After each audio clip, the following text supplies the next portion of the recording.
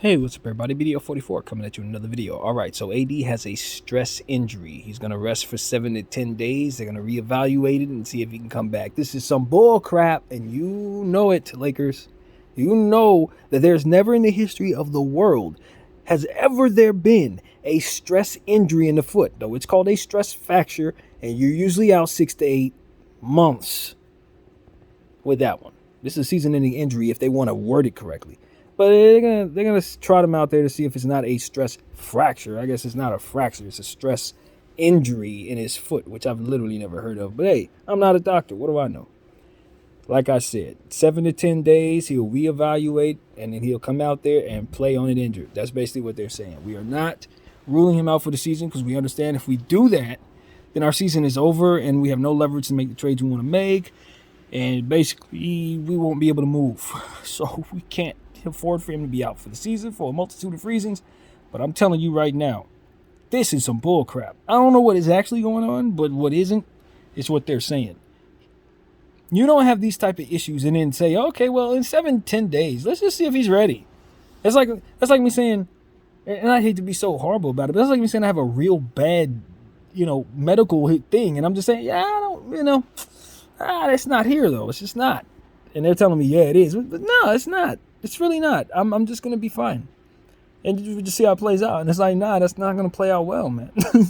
But that's kind of what this feels like to me. The Lakers are just trying to will themselves away from their reality of Anthony Davis not being okay right now at all. And everybody just wants to stay in this denial, and hopefully we can will ourselves toward some. And this is how the Lakers are operating a lot of other stuff too. It's like the Russell Westbrook trade. We're gonna will his fit to working. It's like, no, he's not gonna fit. He's gonna have to come off the bench in order for it to work. Nah. No, reality is not quite as real as my imagination. So we're gonna make this the truth, and you'll see it. And it's like, no, we won't. And so this is one of those things where it seems like the Lakers are doing that, and I think they're going to do the same thing with another contract they inherited. It's like Zach LaVine is going to help us for sure. No, he's only going to help us this season. He fits right now. That's why we want him. But that's a 5-year contract. You're going to keep it for 5 long years, and it's only about this year's fit. But you don't care, right? Nah, of course not. Why? Because Zach LaVine is a super duper star. Is that what the numbers show us? Nah, not really. Is his winning showed us? Nah, not really. Okay, then would you have paid him $35 million a year? Not really. But we're gonna trade for that. For what? Because we need it right now. Oh, okay, that makes sense. No, it really doesn't make sense at all. But we're gonna do it anyway. But check this out though. Anthony Davis may be out for the season while we're trying to do this stupid crap. So it just seems to me that the Lakers, if all the rumors are true, it seems like the Lakers are looking forward to further digging themselves into a hole that we can complain about. That's what it looks like to me. As far as him playing 7 to 10 days, I would be angry at the Lakers for putting him back on the floor 10 days after this nonsense we just went through for the last 7 days. He's out for a month, and if he comes back on the floor before a month, then we're rushing him back, and chances are he's going to have a setback that has him out for longer than a month, which is why I don't want the Lakers to even consider what it is they're trying to sell us. I know it's crap. Don't behave as if you're actually going to do this. In 7 to 10 days, he will not be ready. Okay, let's just be clear. He will not be ready, regardless of what the problem is, because whatever the problem is, it don't take 7 days to figure out, and then 7 days from there to heal from. No one is that stupid. Literally no one. My God, maybe the Laker front office is, but none of us. Jesus. I'm tired of y'all, man. I'm tired of y'all. What y'all need to do is trade that dude. Y'all need to trade Anthony Davis yesterday for everything you can get for him. Everything you can get for him, man. That's what needs to happen. And anybody that objects to that, I don't think they really want to see the Lakers succeed in the situation. I don't. That's where we're at. That's how bad this has gotten. I don't care anybody's opinion at this point. The team is that bad. We need to trade AD, and we need to reset our entire situation. I think LeBron James will stay put. I really do. Because I don't think he wants to leave the Lakers. This is the longest tenured place he's been, and his other options, they're not that great. This place can be better if we just start doing things properly instead of doing the stuff that they're rumored to be doing, which is going to make us worse and give us the guise of being something that we're not. It's a championship caliber team. I'm not mad at the Lakers situation right now. I'm more so worried about what it is they're going to do in response to it. I don't want us to do anything. I'm fine with AD having gone down with the season and the season being a wash. I'm fine with LeBron James having a season that's washed. Because, to be honest with you, this team ain't crap this year, man. They weren't really that good to begin with.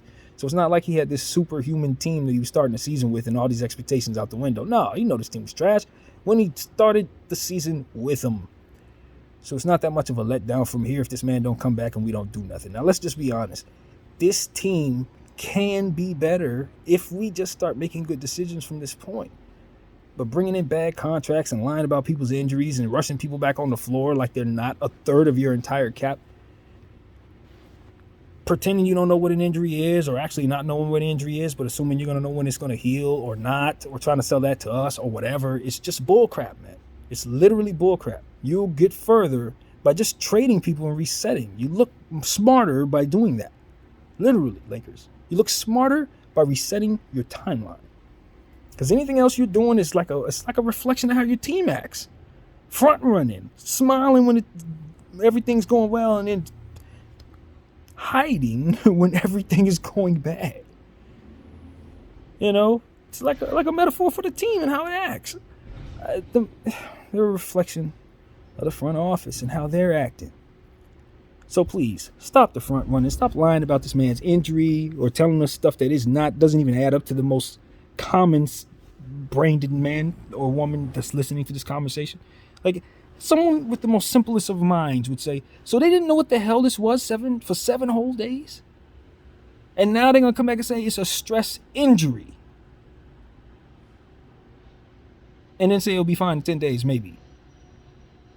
Like everything will be fine. That makes me feel less comfortable that you guys would smear such basic bullcrap at me to make me feel better.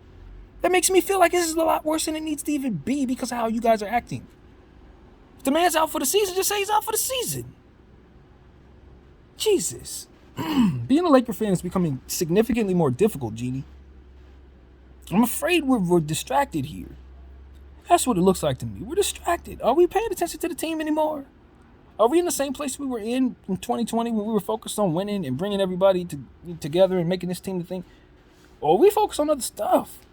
Because the people that are running the team right now and the way we're running things, it's never looked more incompetent to me. The way this injury has been handled, you guys have never looked worse. So I'm telling you, the only acceptable thing for me as a fan is that you trade Anthony, man. That's it. There ain't nothing left to do. I like Ant. He's great. He's really great. But this is not the environment we can have him in and win a championship anymore. We just can't do it. You guys need picks, and then you need to revamp your front office. You need to get people out of there before things start getting a lot worse with the decisions that you're rumored to make. It's going to be a lot harder to undo this crap for the next regime when you realize this is crap and you want to fire this one. Just skip all that and don't make the mistake and fire the regime. Anthony Davis's injury has given you a blessing in disguise if he is out for the season, because it's giving you an excuse to get time to revamp exactly what it is I'm talking about. Ain't no sense in pretending like we win now this season or giving away picks for this season or none of that. We get completely disarmed from that garbage. And then from there, have to do what's right for the franchise, which is ultimately the only thing we should want to do anyway. Reset the timeline, get us as many picks as possible via trade, and get as many young players out of the G League as possible to play for our team that can turn into something from nothing. That is literally the only path that is righteous for this Los Angeles Lakers team. And I've said this 1.5 million times. And every day we get further and further away from that with every rumor to get bad contract, $215 million contract for a guard. Just stupid. We got so many damn guards.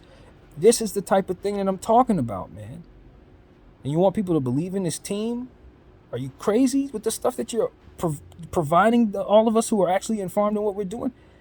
The media is selling names and jumping ability to fans, but I'm telling you, the X's and O's tell us that Zach LaVine's going to keep us in the dumps if we don't build something absolutely extraordinary around him.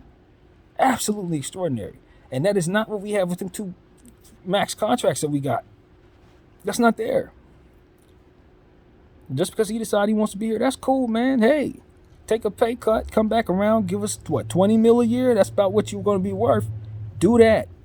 That 35 is crazy, man. Your teammates are gonna suck because of that contract.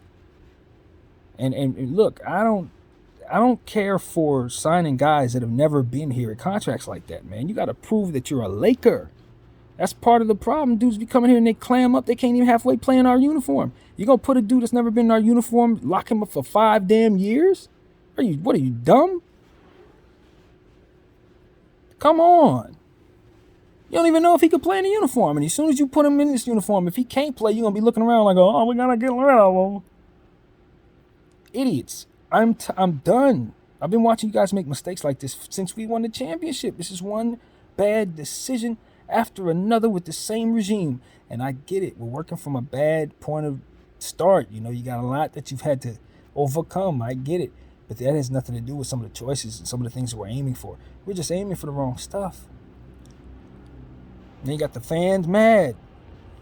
But they don't know what to want. They want more things that are going to make us worse because the media is telling them to get Zach LaVine. Zach LaVine is a nice player who is going to effectively keep us with a bunch of Kendrick Nuns, man. I promise you, we don't want that contract. You get that same jumping ability with a first-round pick that you can trade. You can trade $1 billion worth of contracts for which you have to get like 8 first-round picks. One of them dudes is going to turn into Zach LaVine. One of them. That's the truth. Zach LaVine was what was he, the 17th pick, 18th pick? One of them dudes is probably going to turn into Zach LaVine. And that's the point. It's like, yo, everybody's afraid to draft. But the sad thing about it is this draft class coming up is better than some of these draft classes that y'all had so much confidence in the past. It's like, damn, y'all afraid at the wrong time. So I'm just like, man, I'm watching my team about to make a horrible Timberwolf-like decision, and I just don't know where to go from there. Because if they tank themselves, it's like, I know he ain't got no hope. And if I ain't got no hope, I ain't got no interest. I'm one of those. I don't know how to care about something that's just doomed for 5 years straight. That's exactly what a Zach LaVine-led Laker team is gonna be. I'm not gonna lie to you. There's no hope for that. Nothing. So hey, look, y'all fans, y'all want that? If y'all want to anchor us with another bad contract with an injury-prone player, y'all ain't learned y'all lesson. Y'all just a reflection of what it is that I'm seeing. Everything's wrong. If the fans want that, the players want that, the ownership wants that, I think I'm the only person that has any sense. That's how I feel, if that's what it is. Because I know what needs to happen here in order for us to be as good as we want to be able to responsibly hold on to an AD and Bron at the same time. That's all it is. Like, you can't responsibly give them what they need if you don't have enough equity to do so. So if y'all gonna sit up here and pretend like you got the responsible in-house to do so, then you're gonna just fail. Yeah, fail. And Zach LaVine's gonna keep you on a tumbling. You're gonna be on a path tumbling down the road with Zach LaVine for a long time. I'm telling you, this is the beginning of something that's not gonna be very good. And so, hey, that's what it is. It looks like the Lakers are leaning toward doing that, and I'm hoping I'm wrong. I hope I'm wrong. I see the DeMar DeRozan contract. That's a little better. I don't feel the same way about DeMar. He's more of a continuity player, even though he's a little older. He doesn't have the type of athleticism. He's a better player than Zach, you know. And so I'm just like, all right, if you don't want to do your full homework on what Zach actually is going to bring to the table versus what it is that he's going to take up in your cap, you're going to have fans that are going to just look at you and say, you've just killed it. Hit me back in 5 years when this thing is over with. Because I know y'all ain't going to be no good until then unless y'all get really lucky. Straight up. Really lucky. You cannot bail Chicago out from the biggest mistake they've made in the last 10 years. And that's exactly what that contract is. So, can't stress it enough, man. AD's injury, this was supposed to be about that. But honestly, his injury was inevitable, man. We knew he was going to be out for the season before he even got hurt. This was coming. This was always coming. If you didn't have this in the back of your mind in regards to AD, you're fooling yourself. I was not going to do that. I was waiting for that injury just like I'm waiting on Bronze. It's coming. That's why I want to reset this thing, because some of this stuff is inevitable, man. You ain't even got to sit up here and be shocked when it happens. You just be shocked that it took this long. That's where we're at with that. So, hate to be so pessimistic right before the holidays, but this is what the team gives you, man. If it was a lot of good to see, I would have a lot of good to say. It ain't deeper than that. It really isn't. You know what I mean? I'm excited about the young players. Like I said, I'll be watching the game tonight. Of course, I expect to see a rough go at it since our guard situation is where our weakness is, and that's where their strength is over there in Charlotte. But we'll get a chance to see some players. Hopefully, we'll make the trade with them instead of making a trade with Chicago that gives us bad contracts. Give us a trade with the Charlotte Hornets that brings us back some real equity. Not bad contracts, Gordon Hayward. But you know what I mean? Something that'll help us, man. Seriously. The Charlotte got some of that stuff. So that's where my head is, man. I'm tired of complaining about this team, but unfortunately more will be to come, especially if they don't beat the Charlotte Hornets tonight. So that's what I got, man. BDF44. Thank you all for watching.